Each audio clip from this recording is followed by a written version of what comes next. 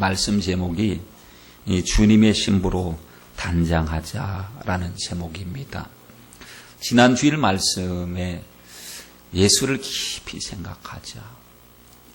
예수를 우리가 어떻게 생각했습니까? 가볍게 생각했습니까? 아니면 예수를 깊이 생각했습니까? 가볍게 생각하면요, 내 마음대로 하거든요.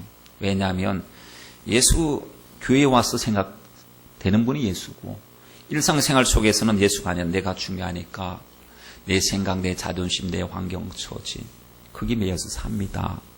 예수를 깊이 생각해보면 사도 바울의 고백처럼 나는 내 것이 아니다. 나의 나 된 것은 오직 하나님의 은혜구나. 그런데 내가 주인을 무시하고 살았구나 깨닫게 되지요. 그래서 오직 하나님의 은혜를 생각할 수밖에 없는 것입니다. 앞에 와서 앉으세요. 앞에 와서. 그렇습니다. 여러분, 우리는 주님을 깊이 생각해야 됩니다. 여러분, 주님을 얼마나 우리 깊이 생각해 봅시다 얘기했잖아요. 대제사장이신 예수 그리스도, 믿는 도리의 사도신 분, 그분이 얼마나 우리 때문에 죄가 없으신 분이 죄 있다고 정죄당하시고 고통당하셨습니까? 물과 피를 다 쏟아주셨거든요. 고통당하지 않으셔도 될 그분인데 나를 살리기 위한 주님의 너무나도 뜨거운 사랑이었음을 알게 됩니다. 그러니까 하나님, 이제 내 안에 사는 이 오직 예수 그리스도니 이제 나는 나를 위하여 살지 않고 나를 위하여 십자가에 피 흘리신 주를 믿는 그 믿음 안에서 살게 하옵소서. 여러분, 우리 끝까지 생각시켜야 됩니다. 생각 관리, 마음 관리. 그냥 생각 가만히 내버려두면요, 육신적으로 흘러가잖아요. 생각을 관리해야 돼요. 어떻게? 말씀 앞에서 자꾸 생각. 그래서 이게 가시 엉겅퀴가 들어와 있구나. 이게 돌밭이 생겼네. 내 마음이 왜 이리 무뎌졌을까? 하나님 말씀 앞에 우리 강팍하게 되지 말자. 우리 히브리서 3장에 보면 그 내용 있잖아요. 예수를 깊이 생각하자. 이스라엘 백성들이 하나님 말씀을 받았을 때 마음이 강팍하게 되었다. 강팍해가지고 하나님 말씀이 가슴 속에 들어가지 못하는 순간에 그는 광야에서 다 죽었다. 그러므로 언제나 우리는 옥토의 마음이 되자라고 말씀드렸습니다. 4세기 때에 이 교회 지도자였던 어거스틴이 하루는 꿈을 꿨대요. 꿈을 꾸고 나니까 천국 문 앞에 자기가 있더래요. 천국의 문지기가 말합니다. 당신 누굽니까? 물어보니까 저는 진실한 크리스찬입니다 라고 말했대요. 그랬더니 아니요, 당신은 크리스찬이 아닙니다. 왜냐하면 당신의 머릿속에는 키케로의 사상과 생각으로 가득 차 있습니다. 우리는 그 사람의 머릿속에 들어있는 것과 생각으로 그 사람이 누군지 압니다. 아무리 좋은 옷 입고 거룩한 옷을 입고 나는 예수 믿는 사람이요, 나는 크리스찬이요 라고 말을 해도요, 그 하나님의 천사 문지기는 당신의 겉모습에 나 속지 않고 속에 생각을 보고 마음속에 무엇이 있는가를 보고 당신의 정체성을 압니다 했더니 소스라치게 놀란 그가 잠에서 깨어났어요. 굉장히 자기 자신을 자책하면서 내 속에 예수의 생각이 없었단 말인가, 예수의 정신과 예수의 마음이 없었단 말인가. 크리스찬이 돼야 되겠다. 예수의 사람이 돼야 되겠다. 그래가지고 열심히 말씀 듣고 순종하고 헌신하고 회개하고 충성해가지고 영성 깊은 사람이 되어서 수많은 사람들에게 영적인 도전을 주는 사람이 되었습니다. 여러분, 우리 속에도 예수님 생각으로 꽉 차서 말해도 예수, 뭘 해도 주님이 기뻐하는 영적인 생각만이 가득가득 채워지길 간절히 축복합니다. 오늘 본문에 보면요, 예수 그리스도의 영광스러운 재림과 어린 양의 혼인잔치에 관한 말씀이 나와요. 계시록 18장 말씀에 보면은 우는 이야기가 나옵니다. 우는 이야기가요. 통곡합니다. 애곡합니다. 가슴칩니다. 막 웁니다. 누가 우느냐? 세상 사람들이요. 바벨론이 무너지는 거예요. 바벨론이 무엇입니까? 세상에 보이는 세상 것을 가지고 전부인 것처럼 여겼던 사람, 거기에 투자하고요, 거기를 위해서 살고 올인했던 사람들이 영원할 줄 알았던 것들이 막 무너집니다. 무너지니까요, 얼마나 울음바다가 되는지요. 그때에 계시록 19장에 보니까 다른 한 소리가 들리는 거예요. 허다한 무리들이 아주 물소리, 많은 물소리 같은, 뇌성 같은 소리가 들려지는데 그 소리가 우는 소리가 아니라 감격 속에서 막 찬양하는 소리, 기쁨으로 우렁찬 소리가 들립니다. 하늘에서 들려오는 소리를 사도 요한이 들었습니다. 무슨 소리인가 들어봤더니 찬양 소리. 이들이 누구일까요? 계시록 7장 9절 말씀에 보니까 큰 무리들이 하나님 앞에 찬양하는 무리들이 계시록 7장에도 나와요. 흰 옷을 입고 손에 종려 가지를 들고 보좌 앞에서 어린 양 앞에서 우리의 구원하심이 보좌에 앉으신 하나님의 어린 양, 하나님과 어린 양에게 있도다라고 했던 그들, 환란에서 나온 자들이래요. 저 사람들이 흰 옷을 입고 자기들의 옷을 예수의 피로 깨끗이 씻어서 흰 옷을 입은 무리들이 하나님의 존전 앞에서 크게 찬송하고 있는데, 그 무리들, 믿음 안에서 승리한 무리들, 정말 환난을 통과한 사람, 말씀 붙들고 살아온 사람, 예수 피를 의지하고 온 사람들이 이제는 자기의 생애를 마치고 하나님 앞에 서서 승리자의 기쁨으로 찬양 드리고 있는 이야기입니다. 할렐루야, 할렐루야, 할렐루야, 할렐루야. 여러분, 우리가 하나님 앞에 섰을 때 할 수 있는 말이 무엇입니까? 다른 말이 나올 것도 없어. 단 한마디 한다면 할렐루야입니다. 할렐루야, 하나님을 찬양합니다. 하나님의 거룩하심을 찬양합니다. 하나님의 구원하심을 찬양합니다. 하나님의 역사를 이루신 것 감사합니다. 말씀을 이루신 하나님 감사합니다. 나의 왕 되심을 감사합니다. 오늘 말씀을 읽어보니까 할렐루야가 무려 4번이나 나와요. 4번이 나요. 할렐루야, 할렐루야 4번 나오는데, 그 할렐루야 찬양을 보십시오. 여러분, 그들이 말씀 붙들고 살아왔었거든요. 생애를 살 때 주님의 말씀 약속을 붙들고 살았는데 약속의 말씀이 드디어 이루어진 거예요. 주님 곁에서 그 주님의 인류를 심판하시고 재림하시고 영광 중에 영적인 혼인잔치가 딱 예비되어 있는 것을 봤을 때 가슴 속에, 입에서 나오는 소리가 아니라 가슴 속에서, 배 속에서 중심으로 나오는 소리가요, 구원과 영광과 존귀는 하나님께 있도다 라고 말하면서 하나님께 1절에 보세요. 내가 들으니 하늘에 허다한 무리의 큰 음성 같은 것이 있어 가로되 할렐루야, 구원과 영광과 능력이 우리 하나님께 있도다. 드디어 주님 우리 구원하시기 위해서 주님이 오셨습니다. 주님이 피 흘리셨습니다. 피 흘린 값으로 교회를 세우셨습니다. 우리 하나님의 자녀로 삼아주셨습니다. 마귀의 괴계가 아무리 역사가 많이 일어나서도 주님이 눈동자같이 지켜주셨고 드디어 천국에 입성했습니다. 드디어 하나님 우리가 보는 눈앞에서 주님의 구원이 완성되는 것을 보고 어린 양의 혼인잔치를 보게 됩니다. 너무 감격스럽습니다. 주님 말씀 따라온 것이 너무나도 잘한 것입니다. 마귀가 세상 따라가자, 영광 따라가자, 돈 따라가자고 했을 때 하나님 머뭇거리기도 했습니다. 그러나 끝끝내 성령께서 도와주셔서 말씀 따라왔습니다. 하나님 승리케 해주시니 감사합니다. 여러분 보십시오. 우리도 그 무리의 가운데 함께 서 있어야 되지 않겠습니까? 우리가 그 사람들 동경하고 좋아할 사람들이 아닙니다. 우리도 그들과 함께 그 무리 속에서 할렐루야 외치면서 과연 하나님의 뜻대로 되었다고 외치는 주인공들이 되시길 주님의 이름으로 축원드립니다. 3절 말씀을 보세요. 또 할렐루야 찬양을 드리고 있는데 2절에 보니까 그의 심판은 참되고 의롭습니다 했습니다. 그 순교자들의 피를 흘린 그 사람들이요, 주님 우리의 피를 신원하여 주세요. 우리의 고통과 눈물을 기억해 주세요 했더니 잠깐만 기다리래요. 주님이 기다리면 심판의 때가 있대요. 온수 갚는 것도 주님께 맡기래요. 너희는 해야 될 것은 항상 주님께 맡기고 범사에 감사하라 라고 했는데 드디어 주님이 심판하시는 것을 목전에 보게 되니까요. 우리에게는 기쁨의 영광스러운 하나님의 축복 잔치가 벌어졌는데 이제 저 바벨론을 의지했던 사람들 울고 있습니다. 하나님 없다고 하나님을 무시했던 사람들, 그래서 음녀들, 큰 음녀, 땅을 음행으로 더럽게 한 음녀들을 심판하시는 그 모습을 볼 때 하나님 앞에 주님 드디어 심은 대로 거두게 하시니 감사합니다. 하나님 그러므로 하나님 믿음으로 심고 믿음으로 거두게 하옵소서. 우리가 기도해야 되지 않습니까? 여러분, 우리는 하나님 앞에 말씀을 받습니다. 말씀은요, 아니오가 있습니까? 내가 내 형편에 안 맞으니까 그 말씀은 제껴놔야 되고 나에게는 안 맞는 말씀이고 나에게 맞는 말씀이 따로 있습니까? 좋은 말씀은 다 내 말씀이고 부담스럽고 어려운 말씀은 다 남이 들어야 될 말씀입니까? 아니잖아요. 모든 말씀에는 아멘입니다. 모든 말씀에는 예하여 하나님께 영광을 돌려야 되는데 보세요. 오늘 말씀에도 아멘 할렐루야 그랬습니다.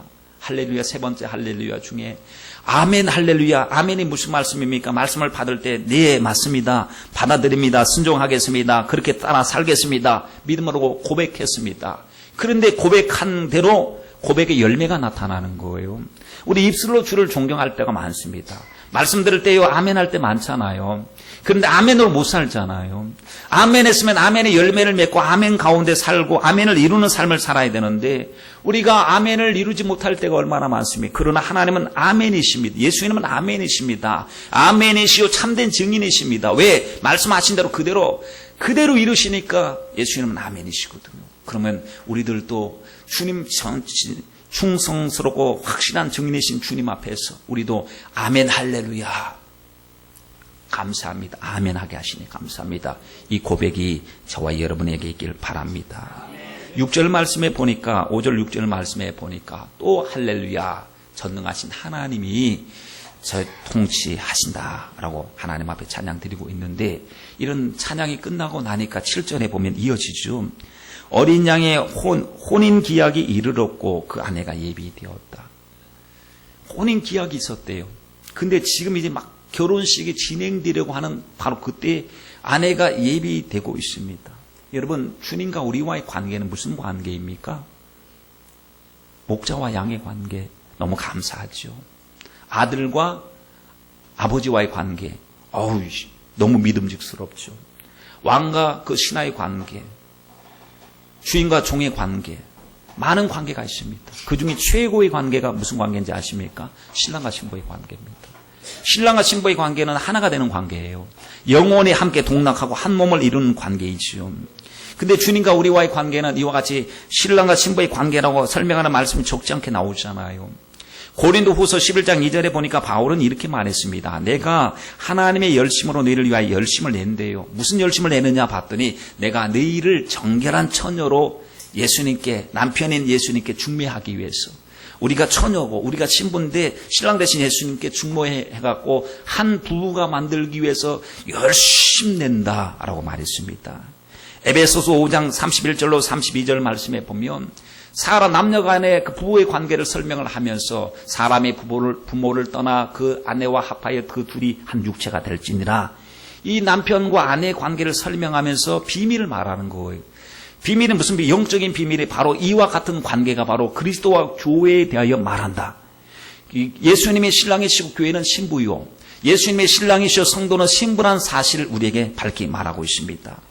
이사야서 54장 5절 말씀에 보면 너를 지으신 자는 내 남편이시다. 또 호세아서 2장 19절 말씀에 내가 내게 장가들어 영원히 살되 의와 공평됨과 은총과 긍휼이 여김으로 내게 장가들며 너무나도 확실하게 말씀하고 있죠. 신랑과 신부의 관계다. 그리고 오늘 말씀에도 혼인 기약의 예비 가까웠고 신부가 예비되었으니 너무나도 확실하죠. 아가서의 말씀에 보니까 술람미 여인과 솔로몬의 관계를 통해서 교회와 성도의 관계를 말씀하고 있지 않습니까? 그러니 여러분 우리는 신부의 관계입니다. 주님의 아름다운 신부입니다. 주여 나는 주님의 정결한 신부가 되게 하옵소서. 결혼합니다. 이스라엘 백성들의 결혼의 모습이 그렇습니다. 약혼 정혼을 하고 나서 나중에 혼인을 하게 되는데 지금 우리는 영적으로 보면은 약속을 받았어요. 주님이 나를 신부감으로 찍어주신 거예요. 약속을 주시고 약속 줄 테니까 내가 너를 데리러 올 테니까 그때까지 참고 기다려라. 그릇에 사랑과 신뢰와 정절을 지키고 오직 믿음으로 살고 있어라. 그때 마지막 때 내가 너희를 영적인 혼인잔치에 나와 더불어서 약속하고 혼인하자 하고 약속한 관계와 똑같습니다. 약속한 관계. 여러분 약혼했다고 결혼이 끝나는 것입니까? 신부는 가만히 있는다고 저절로 신부가 되는 것입니까? 아닙니다. 신랑을 기다리는 동안에 필요한 것이 있습니다. 사랑과 신뢰와 정절이 필요한 것이죠. 우리 주님 다시 오실 때까지 마귀는요 우리로 하여금 세상 사랑하게 만들고 영적으로 간음하게 만들고 주님 말씀 배신하게 만들고 죄짓도록 만들도록 왜 순결한 신부가 못 되도록 엄청나게 방해합니다. 그런데 우리 주님은 끝끝내 우리가 정결한 신부로 주님 앞에 서기를 간절히 원하시는 것이죠. 문제는 대부분의 성도들이 주님이 신랑이시오 우리는 신부라는 주제에 대해 별로 관심이 없다는 겁니다. 별로 관심이 없어요. 너무나도 귀중한 말씀인데 너무나도 소중한 우리의 몫인데 주님이 나의 신랑이고 우리가 신부임에 대한 관심이 없고 거기에 대한 말씀이 생소한 사람도 있을 거예요. 이런 의식이 없는데 신부로서 준비되겠습니까? 신랑을 맞이해야 된다. 그때 나는 깨끗해야 된다.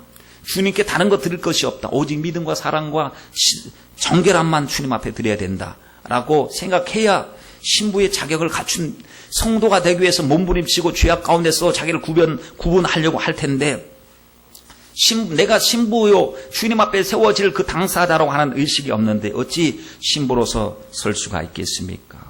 신랑과 신부의 관계는 가장 친근한 관계거든요. 여러분, 옛날 말에 틀린 말이 없더라고요. 여자는 남편을 잘 만나야 된다 이런 말을 하잖아요. 틀린 말 아니죠. 남편이 누구냐에 따라서 여자의 위치도 달라진다고 그러더라고요. 남편이 대통령이면 여자가 영부인이 되는 거고, 남편이 사장님이면 사모님이 되는 거고, 신랑이 누구냐에 따라서 그 신부의 위치가 달라진대요.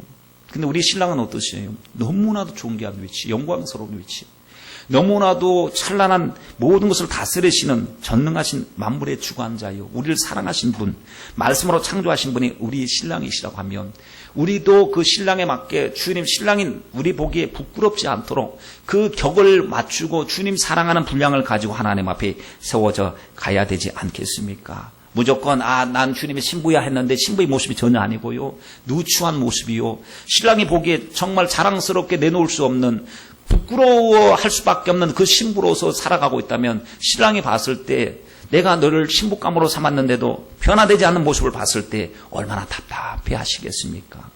주님은 신부된 교회와 성도들을 위해서 잔치를 예비하고 계십니다. 지금 이미 혼인기약이 이르렀고 그 아내가 예비되었다라는 말씀을 보니까요, 주님께서는 다 준비하신 것 같아요. 그렇죠?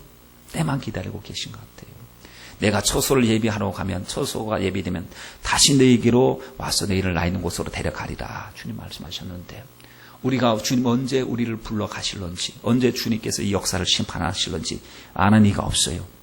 우리 찬송가 162장에 신랑 되신 예수께서 다시 오실 때, 여러분 가사 한 가사를 중심속으로 한번 생각해 보면요, 정말 가슴이 찔립니다. 신랑 되신 예수께서 다시 오실 때 너 정말 등불 준비됐느냐? 기름 등불 준비됐느냐? 지금 가면 되겠느냐? 지금 가면 벌거벗은 몸으로 있지 않고 예복 가지고 갖춘 모습으로 신랑이 언제 오든지 문 열어놓고 신랑을 기다리는 그 지혜로운 다섯 처녀처럼 등불 준비하고 있느냐? 묻고 계십니다. 여러분 답하셔야 됩니다. 주를 나와 맞으란 소리 들릴 때 기뻐하며 주를 맞이할 수 있느냐?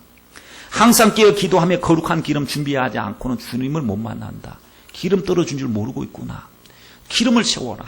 주님을 향한 사랑을 채우고 성령 충만함, 성령으로 충만하라. 주님께서 말씀하시면서 그것이 바로 예비하고 예비하는 것이다 라고 했습니다. 여러분, 에스더가요 아수에로 왕 앞에 나갑니다. 옛날에 아수에로 왕비가 있었는데 와스디라고 하는 사람이 있었어요. 근데 왕의 말을 잘 안 들었어요. 와서 이제 잔치 자리에 나오라고 해도 나오지 않았어요. 왕의 말이 무시당하니까 옆에 있는 사람들이 폐위시킵시다. 왕의 말을 듣지 않으면 이거 어떻게 채통에 쓰겠습니까? 질서가 쓰겠습니까? 그리고 와스디를 폐위를 시키죠. 그리고 나서 다른 왕비를 뽑는데 그 중에 하나가 에스더가 들어가 있었습니다. 근데 에스더가 왕 앞에 설 때 그 과정을 보면요, 사람이고 일개 왕 앞에 서는데도 얼마나 준비를 많이 하는지요. 철저하게 준비해요. 12달 동안이나 준비, 12달 동안이나. 여러 사람 후보군이 있잖아요. 왕비 1번, 2번, 3번, 4번 있으면은 그 왕비들을 왕 앞에 세울 때 16달은 보면은 유황으로 이 깨끗하게 향품으로 몰약기름으로 깨끗하게 쓰고 6달은 또 향품과 여자에게 쓰는 다른 향품을 써서 몸을 정결케 하는 기간을 마치고 기다렸다가 왕 앞에 나갔거든요. 근데 우리 주님 앞에 섰을 때 우리가 아무런 준비 없이 그냥 일한 채로 들렁 하나님 앞에 설 수가 있겠습니까? 세상에서도 결혼식의 앞두고 있으면요, 결혼식 날짜가 있고 지금 신부가 신랑을 맞이할 준비를 하고 있으면 지금 신부 대기실에 앉아 있어야 되는 것 아닙니까? 신부 대기실에 앉아서 단장하고 드레스를 입고 기다려야 될 그 신부가요, 저기 동해안에 놀러 갔대, 그냥. 다른 그 옛날 남자친구하고 지금 다른 데 가서 지금 피서 갔다고 생각해 보십시오. 말도 안 되는 소리잖아요. 신랑이 지금 기다리고 있고 신부 대기실에서 앉아서 이제 곧 혼인 예식이 이루어진다면 항상 어제나 오늘이나 주님 언제 오실까요? 기름 등불 준비하고 오늘 또 낮에나 밤에나 눈물 머금고 주님 오시길 간절히 고대합니다. 주님 마음이 세상 속에 빼앗기지 않고 오직 주님께 마음을 두기를 원합니다. 주님께 제가 무슨 선물을 드리겠습니까? 오직 주님 사랑하는 마음 하나밖에 없습니다. 하나님 신랑 되신 주님을 기다리는 신부의 이 모습을 가지고 있어야 되는데 갑자기 주님께서 공중에 재림하셔서 사랑하는 신부야, 내 자녀야, 이리로 올라오라고 하실 텐데 그때 우리가 준비된 모습 속에서 기도하다 주님 만나고 주님 앞에 충성하다 주님 만나고 단장 한 채로 만나야 될 텐데 그제서야 기름 등불 준비한다고 기름 부족하다고 뛰어갔다가 이미 문이 닫히고 나중에 뭐라고 하죠? 난 너희를 도무지 알 수가 없다라고 말하지 않습니까? 그러니까 우리는 바쁘다는 핑계 때문에 기름 등불 꺼져가는 줄도 모르고 첫사랑이 식어지는 줄도 모르고 있다면 여러분 그때 가서 준비하면 애쓰고 늦으면 애쓰면 이미 늦는 것입니다. 우리 열처녀의 비유를 잘 생각하셔서 하나님 기름 떨어지지 않게 하시고 기름이 뭐예요? 기름이요. 사랑 아니겠어요? 성령의 역사가 아니겠습니까? 내 안에 주님을 인정하는 그 믿음의 분량이 아니겠습니까? 기름이요. 등은 뭘까요? 보여지는 것이겠죠. 뭐 큰 타이틀 직분일 수도 있고요. 아니면은 어떤 형식일 수도 있고요. 형식도 중요하지만요. 우리는 다른 형식 크고 직분이 크면 야, 저 사람 등이 굉장히 고급스러운 등이야. 값비쌀 것 같아. 좋을 것 같아. 그거 부러워하지 말고 내게 주신 그 등 안에서 기름 등불 꺼지지 않도록 우리가 기름을 충분히 준비하는 저와 여러분이 되시길 바랍니다. 여러분 그렇습니다. 언제 주님 오실는지 아는 이가 없으니 등불 밝히고 기름 준비하는 것이 바로 신앙생활입니다. 내 때에 오겠습니까? 아닙니다. 이것을 모르는 사람들은 아직도 여유가 있대요. 나중이면 되겠대요. 지금 바쁘니까 나중에 기도로 준비하고 나중에 기름 채우면 된다고 생각을 합니다. 주님 오실 날이 멀었다고 준비도 하지 않습니다. 그런데 보세요. 주님은요. 만물이 마지막이 가까웠으니 정신 차리고 깨어 기도하라 하셨어요. 마음의 술창과 방탕과 생활의 염려로 마음이 둔하여지지 말고 그날이 덕과 같이 임하지 않도록 하라고 말씀하셨잖아요. 신랑이 이제 주인이 돌아올 때에 그 늦은 밤에 새벽일런지 밤중일런지 언제 올지는 몰라도 허리띠를 딱 동여매고 이제 주인의 문을 두드리기만 하면 문을 열고 주인을 맞이하는 종은 복 있는 종이다 말씀하지 않았습니까? 여러분 우리가 아무리 세상에 바쁘다 하더라도 영적인 것을 등한히 하지 마시고 주님 앞에서 늘 믿음 생활만큼만은 꼭 승리하는 무엇보다도 그것을 준비하고 준비한 자의 여유를 가지고 사는 저와 여러분이 되시길 바랍니다. 우리가 주님 앞에 드릴 예물이 무엇일까요? 신부가 신랑에게 예물을 드릴 때 그런 적이 있습니까? 여러분 어떤 사람이 선물을 주려고 하는데 그 사람이 너무나도 가진 게 많아요. 너무 부자예요. 너무 부자. 그러니까 내 선물이 너무 초라한 것 같아요. 고민이 되는. 그러니까 도시락이 100만 원짜리가 나오는 거예요. 왜냐하면 하나를 주더라도 그 100만 원짜리가 주려고요. 넥타이도요. 보통은 뭐 수십만 원, 수백만 원짜리. 그러니까 이제 그 하도 많으면 이제 그런 걸 받는 거지. 도시락을 하나 먹더라도 100만 원짜리 먹고. 그런 사람들 앞에서 이제 들을 것이 무엇일까 고민이 많이 되거든요. 너무나도 많은 것을 가지고 있는 사람 앞에서는. 그렇다면 주님은 그런 사람들하고 비교가 안 되잖아요. 너무나도 존귀하신 분, 모든 것을 다 쓰려고 계신 분. 그분 앞에 뭘 드리겠어요? 우리가 가지고 있는 무엇을 드리겠습니까? 주님이 뭘 받으시길 원하실까요? 사랑입니다. 사랑. 주님 우리에게 요구하시는 사랑입니다. 다른 것 아닙니다. 술람미 여인에게 솔로몬이 원하는 것이요. 너 몸매가 아름다우니까 너를 선택했다. 이게 아닙니다. 너가 나를 사랑하는 마음이 이심전심 통하는 것입니다. 그 곁에 솔로몬 곁에 얼마나 수많은 여인들이 있었겠습니까? 그러나 술람미 여인이 그 솔로몬을 진심으로 사랑하는 사랑에 녹아버린 것입니다. 주님은 오늘 우리들을 묻고 계십니다. 너가 나를 사랑하느냐로 묻고 계십니다. 여러분 사랑이 떨어지면 다 떨어진 거예요. 다른 것 사랑 말고요. 이 돈 드릴게요. 권세 드릴게요. 이게 아닙니다. 사랑 주님은 나에게 사랑을 원하고 계십니다. 베드로에게 주님이 물으셨습니다. 요한의 아들 시몬아 내가 나를 사랑하느냐. 그에게 일을 시키기 위해서 확인해야 되는 게 사랑이었습니다. 너 그동안 돈 많이 벌었느냐. 너 지식 많아졌느냐. 너 근육 아니면 능력 갖추었느냐? 뭐 이렇게 묻지 않습니다. 너 건강해졌느냐? 아닙니다. 사랑을 물으셔요. 왜냐하면 사랑만 확인되면요. 주님이 다 공급해 주십니다. 필요한 건강도 회복시켜 주실 것이고 환경의 문도 열어주실 것입니다. 그러므로 우리가 예배드리고 기도할 때마다 우리는 무엇을 확인해야 됩니까? 하나님 내 사랑의 분량 함량이 주님 보시기에 미약하지 않습니까? 사랑이 식어지지 않았습니까? 에베소 교회처럼 첫사랑이 식어지지 않았습니까? 주님을 사랑할 때 얼만큼 사랑합니까, 여러분? 어떤 사람 보니까요, 꿈을 꿨대요. 근데 그 사람이 주님을 너무너무 사랑하는 사람이라고 생각했습니다. 그래서 하나님 앞에 당신 얼마나 주님을 사랑합니까? 하니까 사랑에 대해서는 자신이 있었다고 생각했습니다. 근데 그 천사가 나타나서 그 사람 마음속에 있는 그 생각의 분량, 사랑의 분량을 이제 분해해서 성분을 분석하기 시작합니다. 주님을 사랑하는 것이 10%도 안 됐대요. 자기는 주님을 엄청나게 사랑한다고 생각했는데 그 사랑의 그 성분을 분석해 보니까 사람을 사랑하고 돈을 사랑하고 자기 명예를 사랑하는 것이 더 분량이 더 많았어요. 주님을 진심으로 사랑하는 분량이 적었단 말이죠. 여러분, 주님께서 우리에게 요구하신 것은 사랑이었습니다. 마음을 다하고 목숨을 다하고 뜻을 다하여 주 너희 하나님을 사랑하라 라고 했습니다. 주님의 사랑이 내 안에 있어야 되는데 세상의 것이 차 있지 않습니까? 그래서 요한일서 2장 15절 말씀에 세상이나 세상에 있는 것들을 사랑치 말래요. 누구든지 세상을 사랑하면 아버지의 사랑이 그 속에 있지 아니하니. 왜? 아버지가 있어야 될 곳에 그거에 세상의 것이 꽉 들이차 있으니까 아버지 생각할 겨를이 없는 것입니다. 잠언서 8장 17절 말씀에 나를 사랑하는 자들이 뭘 입어요? 나의 사랑을 입으며 했습니다. 나를 간절히 찾는 자가 나를 만날 것이다. 그렇구나. 하나님, 난 정말 주님 사랑하고 나의 사랑하는 자여 나의 어여쁜 자야 라고 주님이 불러주신 것 감사합니다. 정말 주님 사랑하며 오늘 이 시간에 예배에 나왔습니다. 주님 사랑함으로 주님께 사랑을 고백합니다. 주의 사랑으로 채워주시옵소서. 그런데 우리는 말로만 사랑할 때가 많았어요. 말로만. 입술과 혀로만 사랑할 때가 많았습니다. 진실과 행함이 없었습니다. 주님 말씀을 등한히 여겼습니다. 요한복음 14장 21절 말씀을 보세요. 나의 계명을 가지고 지키는 자라야 나를 사랑하는 자리에요. 말로 립 서비스 말이에요. 주님 사랑해요. 찬양하고 사랑해요. 할 때가 많았잖아요. 근데 그때는 정말이었을 거예요. 같아요. 찬양할 때도 중심을 들여서 아마 손 들고 찬양했을 거예요. 근데 그 사랑이 식어진 게 문제죠. 사랑을 세상에 빼앗긴 것이 문제죠. 오늘 우리의 사랑을 약화시키는 것들이 우리 곁에 얼마나 많습니까? 우리 곁에는 주님께 집중하지 못하도록 방해하는 요소들이 여러분 너무나도 영적 쥐레들이 많습니다.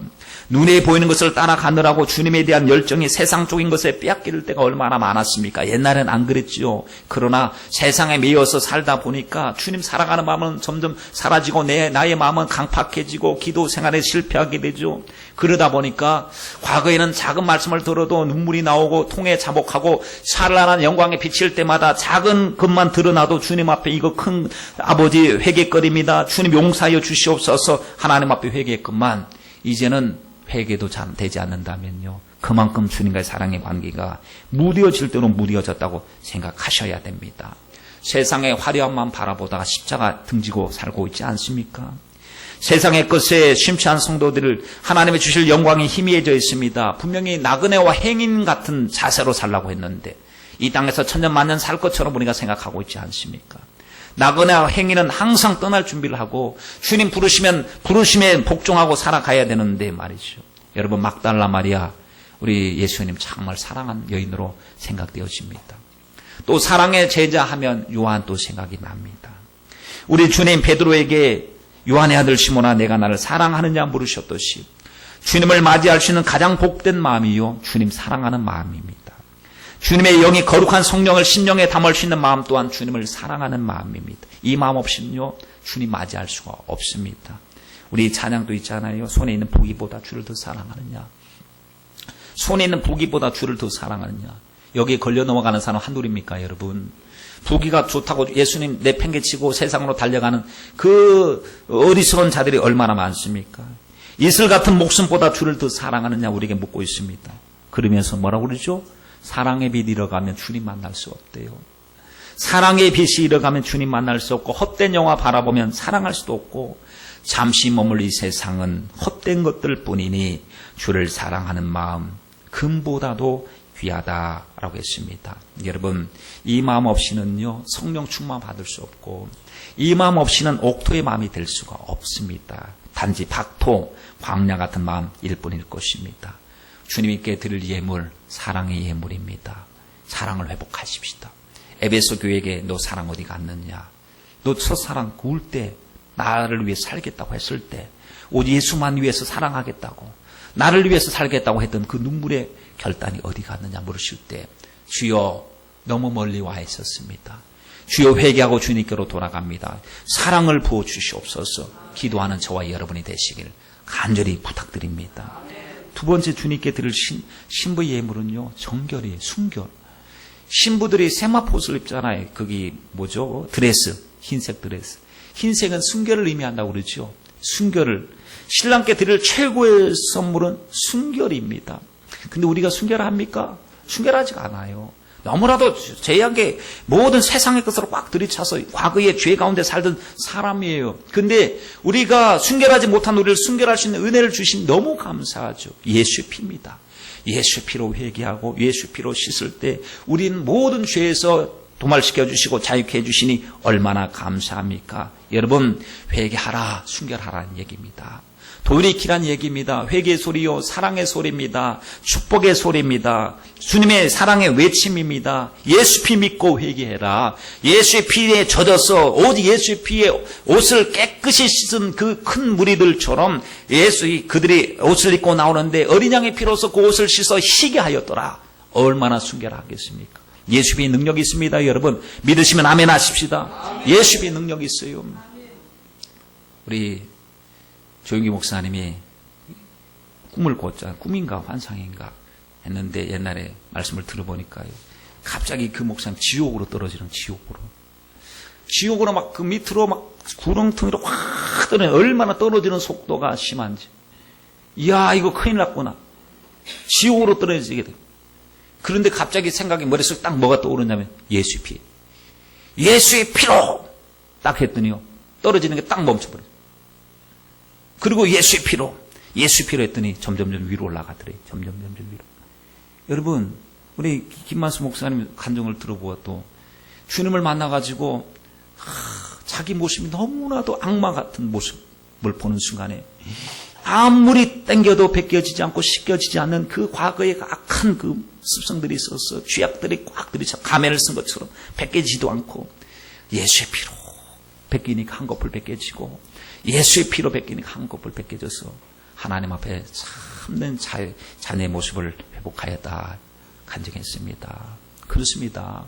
우리 속에는 그 불결함과 정결함, 우리가 찌든 때와 같은 이 모든 것들을 예수의 피로 벗겨야 됩니다. 여러분, 주님이 예수의 피 씻고 오라는 거예요. 내 피에 젖어서 깨끗하게 씻고 그 옷을 희게 하여서 주님 앞에 나오라고 하는데 정결을 생각을 안 합니다. 결혼을 앞둔 신부가 만약에요, 옛날 친구 만나가지고 저기 지금 피서 갔다고 생각해 보세요. 신랑이 눈앞에 이 약혼자가 있는데 결혼을 앞두고 옛날 남자친구, 이 남자 저 남자 만나고 같이 여행 가고 같이 밥 먹고 한다면 그걸 무슨 신부감이라고 이야기할 수 있겠어요. 근데 이 모습처럼 우리가 신앙생활하고 있지 않습니까?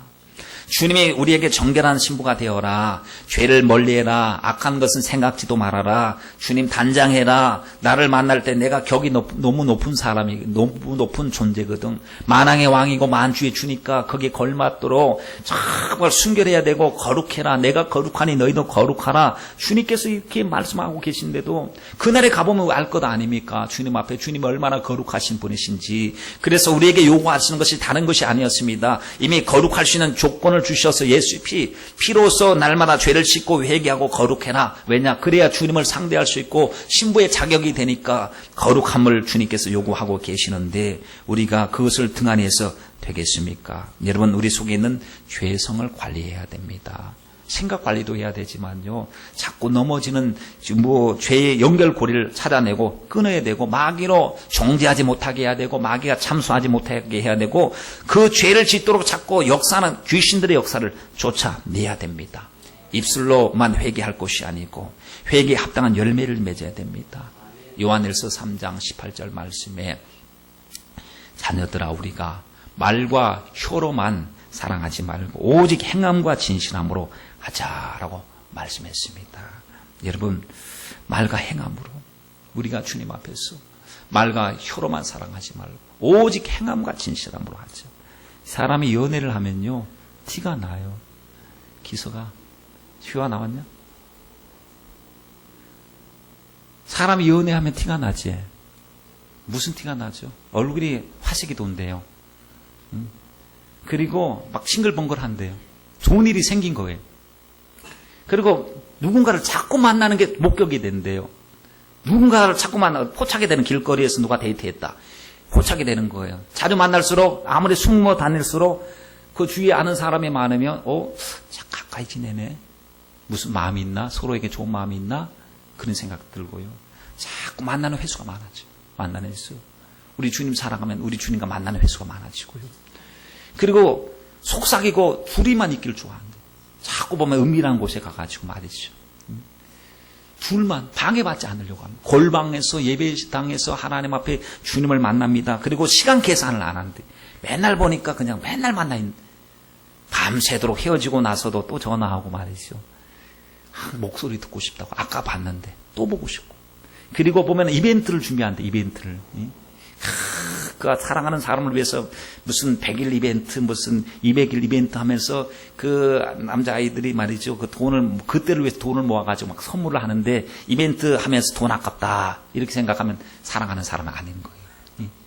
이벤트 준비하면서 막 하면서도 막 기쁜 거예요. 그쪽에서 상대방이 막 기뻐해 주면요. 더 좋은 거예요. 그 값비싼 것이라도 말이죠. 사랑하는 이에게 드린 정성은 아깝지 않게 생각하는 것이 사랑의 마음이에요. 그렇죠?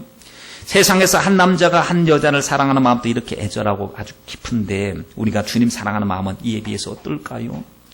주님 사랑하는 일이라고 하면 피곤도 느끼지 말아야 되고 주님과 많은 시간을 함께 보내고 주님 말씀을 묵상하고 주님과 기도하고 주님께 무엇을 드려도 아깝지 않아야 되는데 여러분 그렇습니까?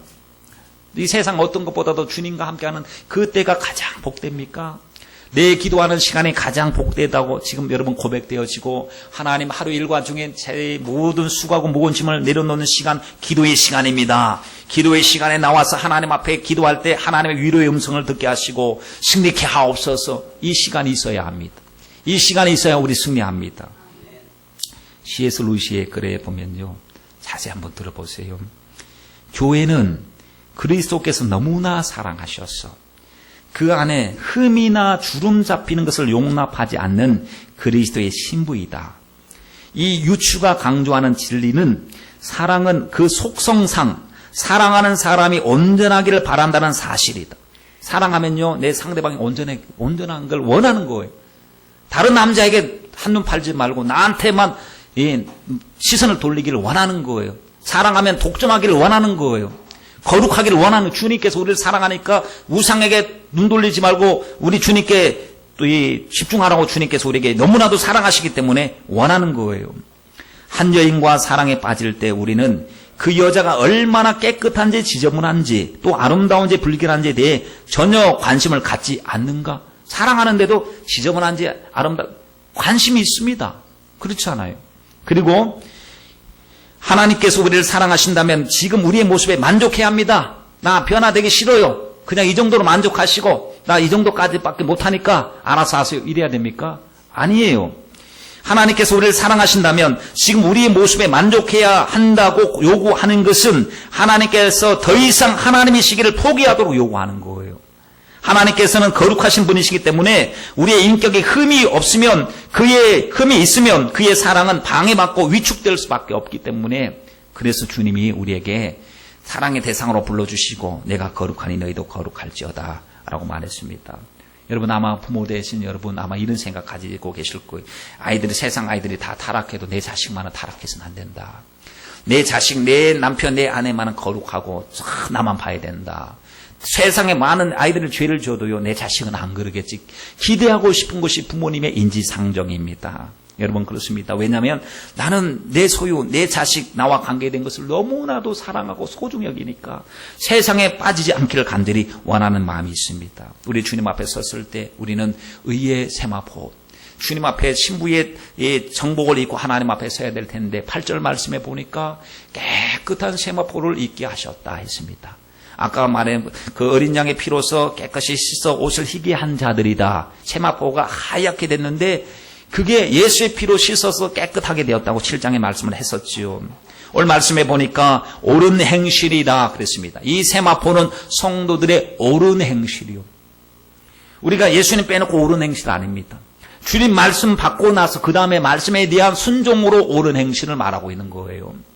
그러므로 우리가 세마포를 어떻게 만드는 것은요, 우리에게 몫이 달렸다는 것도 의미하는 바예요. 다시 말하면 고린도전서 3장 말씀에도 보면은 뭡니까? 건축을 할 때 어떻게 건축할 것인가 조심해라. 나무나 풀이나 집같이 대충 짓는 사람도 있을 것이고, 금이나 은이나 보석처럼 존귀하게 짓는 사람도 있을 텐데, 어떤 사람은 세마포를 짜는 겁니다. 이렇게 날실과 들실로 이렇게 짜면서 세마포를 만들어 가는데 너무 촘촘하게 존귀하게 아름답게 주님 사랑하는 믿음과 헌신과 충성의 모습으로 아주 고급스러운 세마포를 짠 사람, 그날에 그걸 딱 입을 것 같아요. 그런데 듬성듬성 그냥 대충 아무렇게나 뭐 누더기처럼 짜서 만약에 자기가 만든 심은 대로 거두고 일한 대로 갚아주시는 옳은 행실의 세마포 옷을 다 입어라 했을 때 그 영광의 차이가 얼마나 달라지겠습니까? 여러분, 이 세마포는 성도들의 옳은 행실, 그러니까 내가 짜는 겁니다. 주님의 은혜 가운데서 주님의